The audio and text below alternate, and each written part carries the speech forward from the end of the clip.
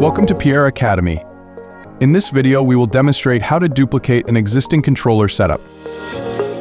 We start by wiring up an additional controller. Once powered, the new controller appears automatically.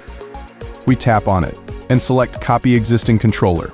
We then choose which controller we want to duplicate, in this case Academy 1. The controller begins flashing, confirming the pairing process, and is automatically named Academy 1 Copy. We rename it to Academy 2. Set it to Ethernet and assign it to the appropriate role. It's important to define which room or access level this controller belongs to. If there are multiple rooms, you can create separate roles for each. Once saved, the controller goes online.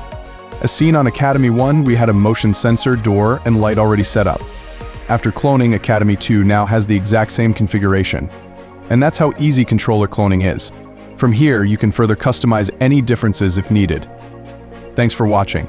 For more automation tutorials, check out our Pierre Academy playlist. See you in the next video.